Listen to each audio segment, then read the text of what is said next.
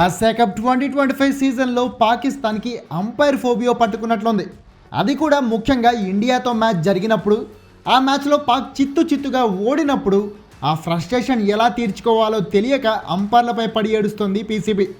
టోర్నీలో భారత్ చేతిలో 2 సార్లు చిత్తుగా ఓడిన పాకిస్తాన్ ఆ ఓటమిని జీర్ణించుకోలేక ఇండియాని డిఫేమ్ చేయడానికి అన్ని రకాలుగా ట్రై చేస్తోంది.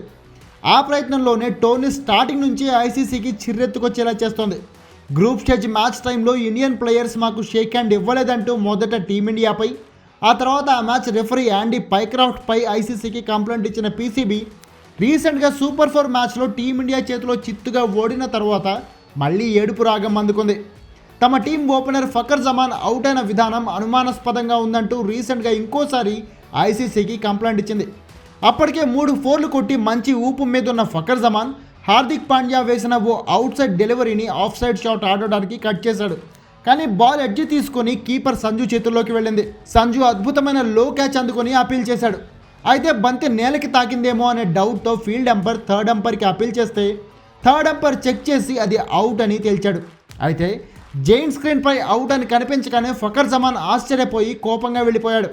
డగౌట్లో ఉన్న పాక్ కోచ్ మైక్ హుస్సేన్ కూడా షాక్ అయ్యాడు.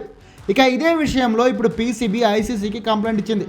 అవును, ఇండియా పాక్ సూపర్ 4 మ్యాచ్కి థర్డ్ అంపైర్గా ఉన్న రుచియా పల్లియ గురుగేపై ఐసీసీకి కంప్లైంట్ చేశామని చెప్పింది పీసీబీ. మ్యాచ్లో సంజు క్లియర్ క్యాచ్ పట్టలేదని, బంతి కీపర్ గ్లౌజ్లోకి వెళ్లే ముందు నేలపై పిచ్ పడడం క్లియర్గా కనిపించిన అన్ని యాంగిల్స్ నుంచి చెక్ చేయకుండా థర్డ్ అంపైర్ అవుట్ ఇచ్చాడని, దీనిపై తప్పనిసరిగా పూర్తి ఇన్వెస్టిగేషన్ జరగాలని కోరినట్లు పీసీబీ చెప్పింది.